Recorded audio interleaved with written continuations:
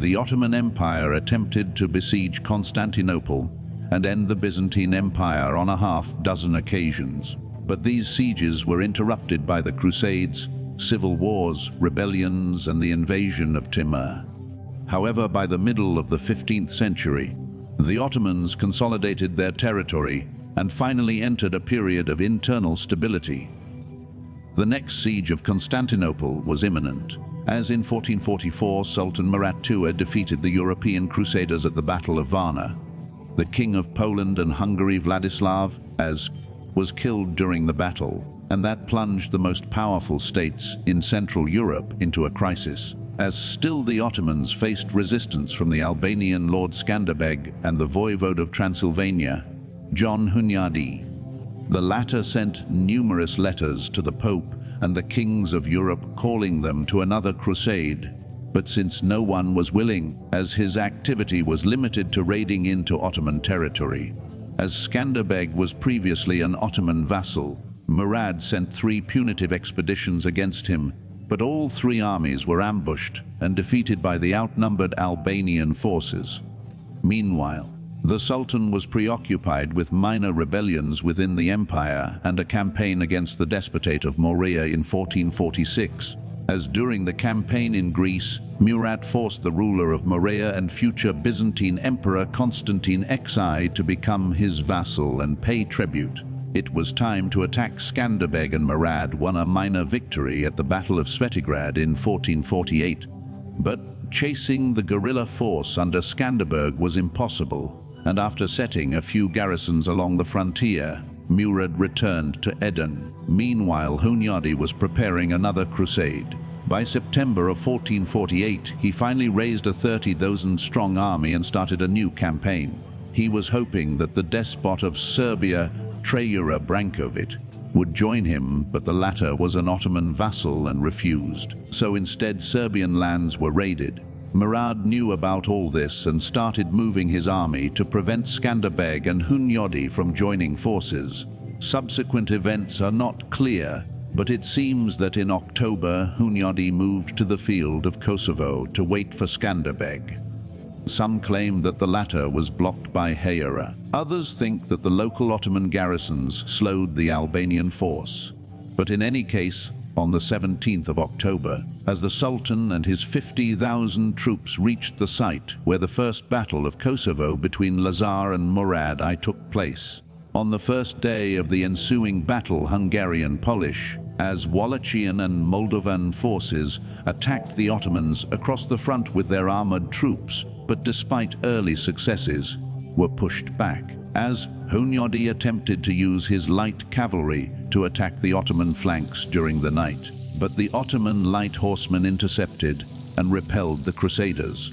On the second day, Murad ordered his flanks to retreat, and that tricked Hunyadi.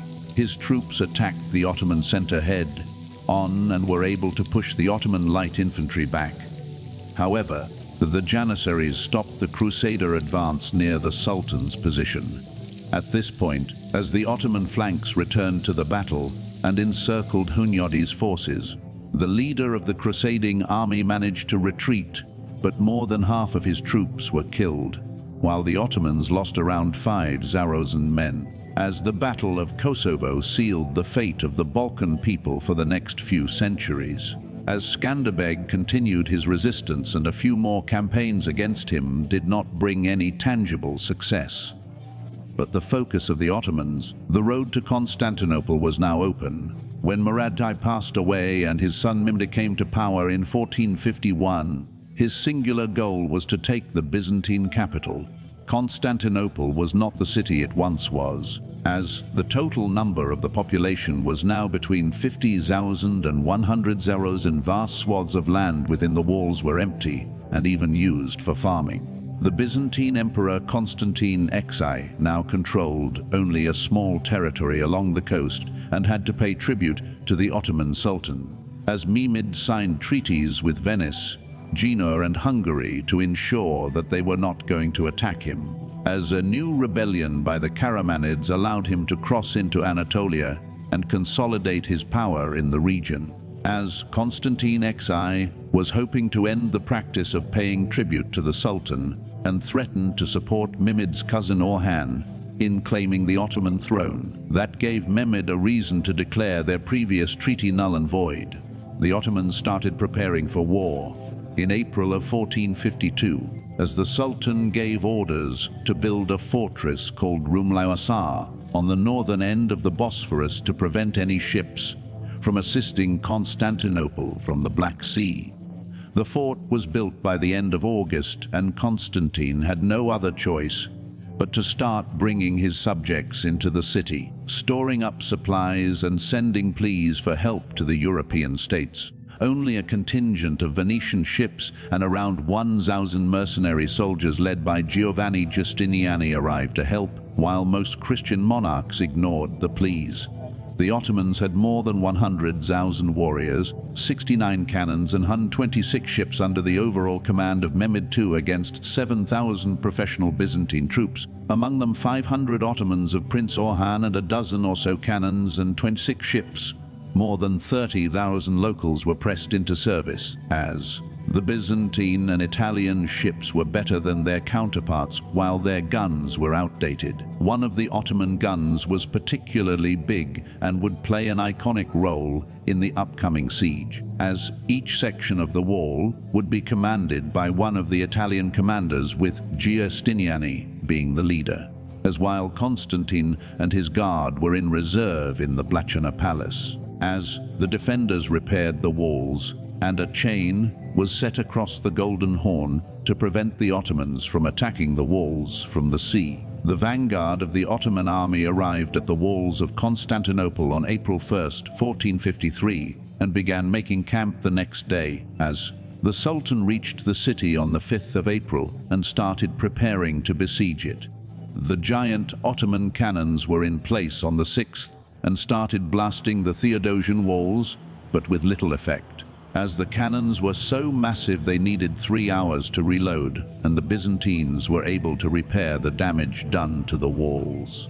On the 7th, as the Sultan ordered his light infantry and skirmishers to assault the walls, but the defenders easily repelled the Ottomans, as, unfortunately for them, their biggest cannons were lost in the accident, and their smaller ones were not capable of doing much damage.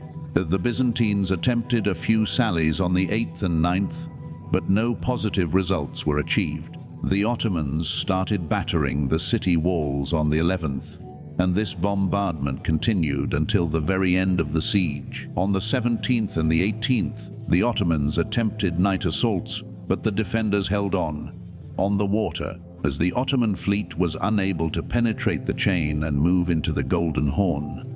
On the contrary, a few Venetian ships arrived and joined the defenders on the 20th of April. The Sultan needed to employ a new strategy. He famously ordered his ships to be moved across land near the Genoese colony of Pera. The ships were then set to water in the Golden Horn behind the chain on April 28th. Constantine sent his fire ships to quickly get rid of this threat, but the defenders lost this battle.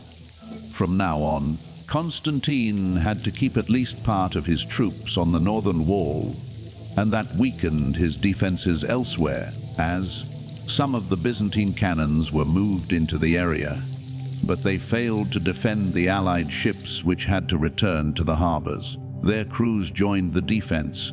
On May 6th, Ottoman cannons managed to destroy the gates of St. Romanus, and during the night, their forces almost breached the defenses in the area. But Giustiniani arrived and fended off the attackers. On the 11th, as the Caligarian gate was damaged and the Ottomans moved in towards the Blachana Palace, but the emperor was able to push them back. The Ottoman Sultan commanded an all-out assault on the 29th. A massive bombardment was followed by a light infantry assault, but despite numerical advantage, they failed to take the walls from Giustiniani, as Mehmed's artillery destroyed part of the gates near the gates of St. Romanus, and 3,000 Janissaries were sent to attack this position. The Byzantines were able to defend once again, but the Janissaries took one of the towers and planted the Ottoman flag.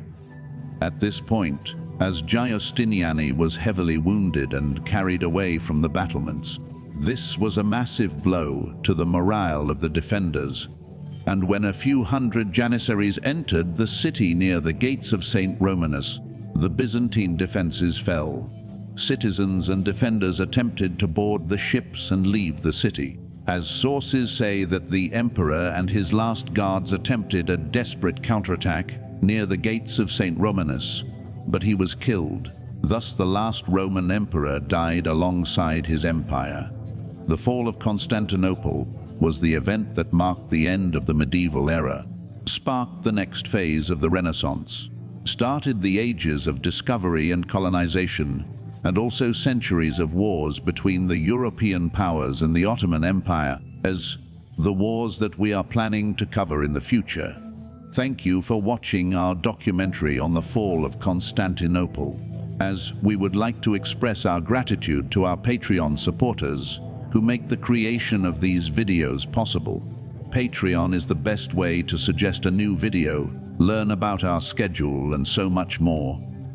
This is the Kings and Generals channel, and we will catch you on the next one.